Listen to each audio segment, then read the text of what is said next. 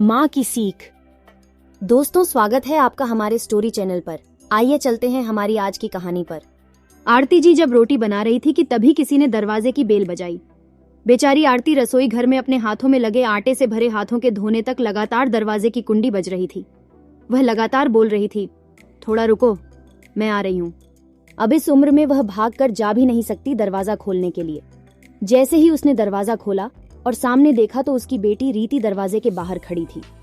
तब उसे आश्चर्य हुआ कि कुछ बताया भी नहीं, मैंने भी नहीं बुलाया, तो रीति अचानक कैसे आ गई। अपनी बेटी को देखकर आरती बोली, आने से पहले बताना तो चाहिए था। अकेले ही आई हो क्या? जमाई जी और बच्चे कहाँ हैं? आरती ने एक साथ कई सारे सवाल किए। तभी रीति बोली, माँ, क्या कोई अपनी प्यारी इकलौती बेटी का ऐसे स्वागत करता है? मुझे लगा कि तुम मुझे अचानक देखकर बहुत खुश होगी और सबसे पहले मुझे गले लगा लोगी, पर यहाँ तो उल्टा ही हो रहा है। शायद तुम दुनिया की पहली माँ होगी जो बेटी को ससुराल से अपने घर आते देख खुश होने के बजाय चिंता में पड़ गई। क्या मैं अकेली इस घर नहीं आ सकती? क्या हमेशा दामाद और बच्चों के साथ ही आना जरूरी है? बोलकर रीति घर में प्रवेश कर गई और अपना सामान रखकर बोली, भाभी कहाँ पर है? भाभी जल्दी चाय नाश्ता लेकर आओ, आपकी ननंद आई है। बहू घर पर नहीं है, अपने मायके गई है, माँ ने कहा।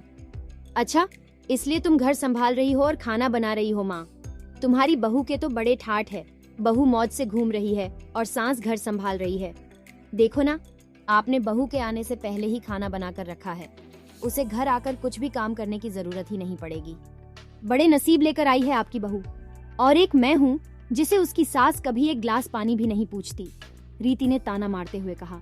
बेटा, प्यार और इज्जत ऐसी चीज है जो हम पहले किसी को देते हैं, फिर उससे अपेक्षा रखते हैं कि वह भी हमें वापस दे, माँ ने उसे समझाते हुए कहा। माँ ने आगे कहा, हर एक लड़की को अपने ससुराल में जगह बनानी पड़ती है।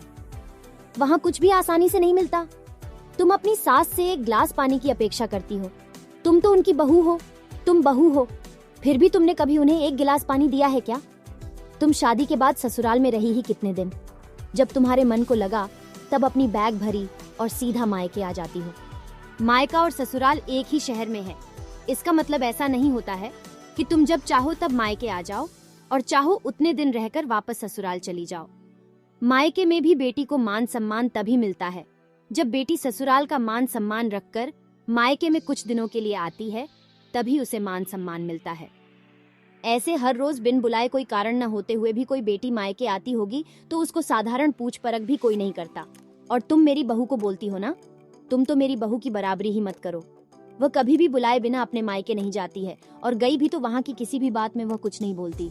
वह जब घर में रहती है तब वह मुझे घर के किसी भी काम को हाथ लगाने नहीं देती। मैं मेरी इच्छा से घर के काम कर रही हूँ, वह मुझे काम करने को नहीं कह गई है। अपनी बेटी को माँ से अच्छा कौन समझ सकता है? मुझे तुम्हारा स्वभाव अच्छी तरह पता है। तुम्हारे ससुराल में सब लोग अच्छे हैं, तुम ही उनके साथ मिलजुल कर रहना नहीं चाहती। ससुराल तो ससुराल होता है और मायका तो मायका होता है। मायके में घर का काम अपनी मर्जी से होता है। ससुराल में सबसे पहले सबका दिल जीतना पड़ता है, सबको अपना बनाना पड़ता है। उसके लिए छोटों से लेकर बड़ों तक सबको प्यार करना पड़ता है। सबकी पसंद नापसंद का ध्यान रखना पड़ता है। सबसे प्यार से बोलकर सबको उनके घर के कामों में मदद करनी पड़ती है। तभी सब लोग घर में आई नहीं बहू को स्वीकार करते हैं, उसे अपना मानते। तुम जिम्मेदारी लेने के लिए तैयार ही नहीं हो, इसलिए रोज रोज मायके चली आती हो। यहाँ आकर भी वही करती हो।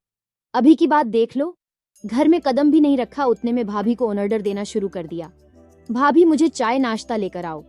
वह व्यक्ति घर में है या नहीं, वह कैसी है, उसकी तबीयत कैसी है, वह पूछना भी जरूरी नहीं समझा। घर में आए मेहमान की मेहमान नवाजी होती है, पर उनका बर्ताव बोलना सामने के व्यक्ति को पसंद आया तो मेहमान नवाजी ना मांगते पूरी होती है। पर तुम्हारा ऐसा बर्ताव मुझे ही पसंद नहीं आता तो तुम्हारे ससुराल के लोगों को कैसे पसंद आएगा? तुम बोलती हो ना मेरे बहू का बहुत ठाठ है, तो वो बात सही है। उसने यहाँ हमारा दिल जीत लिया है और हर एक के दिल में खुद की जगह बनाई है। वो रोज रोज तुम्हारे जैसी ससुराल के लोगों के साथ झगड़ा करके मायके नहीं जाती। इस वजह से ससुराल और मायका दोनों जगह उसकी इज्जत होती है। जब तक उसे अपने मायके से बुलावा नहीं आता तब तक वह जाती नहीं। आज माँ ने ही अपनी बेटी को उसके बर्ताव के दोष दिखाए, क्योंकि उसे लगता था कि अपनी बेटी को अभी नहीं समझाया तो वह उसे कभी नहीं समझेगी। तब तक बहू भी घर आ गई। उसने रीति को देखते ही वह बोली, अरे दीदी, आप कब आई? मुझे फोन किया होता तो मैं जल्दी घर आ गई होती ना। इस पर रीति बोली, नहीं नहीं भाभी, मैं वापस जा रही हूँ। अभी ही मेरी सास का फोन आया था, उनके सीने में दर्द हो रहा है, मुझे वापस जाना है। यह बोलकर रीति अपना सामान लेकर चली गई।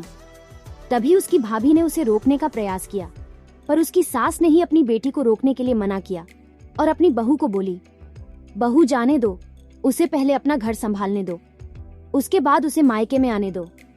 तुम अभी किसी के नहीं बुलाने पर तुम्हारी मायके जाती हो क्या? तभी बहू सारा माजरा समझ गई कि सास ने उनकी बेटी को जीवन का पाठ पढ़ाया है। काफी महीने हो गए रीति का फोन नहीं आया था। वह खुद भी मायके नहीं आई, इसलिए उसकी माँ ने उसे फोन किया। शुरुआत में किसी ने भी फोन उठाया नहीं, फिर थोड़ी देर बाद फोन किया तो फोन उठाया, लेकिन रीति ने नहीं, उसकी सास ने उठाया। तभी उन्होंने उनकी तबीयत का पूछा, फिर दोनों की बातें शुरू हुई। तभी बीच में ही रीति की सास ने उसकी माँ को धन्यवाद किया। तब अचानक उनके ऐसे बोलने पर उनको कुछ समझ नहीं आया, इसलिए आरती जी ने वापस पूछा, आप और किसी के बात कर रही हो क्या? रीति की सास बोली, नहीं तो। फिर आप धन्यवाद किसको बोल रही थी? आरती जी ने पूछा। आपकी बेटी रीति बहुत समझदारी से बर्ताव कर रही है, सभी को अपना बनाने की कोशिश कर रही है, सभी की मनपसंद का खाना बनाकर खिलाती है। घर में बहुत आनंद का वातावरण बना है, कोई भी झगड़ा नहीं, जैसे स्वर्ग ही बन गया हो मेरा घर। इसलिए मैं आपको धन्यवाद बोल रही हूँ। आपकी बेटी के अच्छे बर्ताव से यह दिन हमें देखने मिला, हम बहुत धन्य हो गए। पहले हमें उसकी तरफ से कोई भी अपेक्षा नहीं थी, पर आपने उसे समझा कर भेजा और उसके स्वभाव में बदलाव आया। आज उसी रीति को मायके जाना तो दूर की बात है, फोन पर बोलने के लिए भी उसके पास वक्त नहीं है। वह अपने गृहस्थी में व्यस्त हो गई है। कहानी अच्छी लगी हो तो लाइक करें, शेयर करें, कहानी के बारे में अपने विचार कमेंट करें और चैनल को सब्सक्राइब करना न भूलें। धन्यवाद।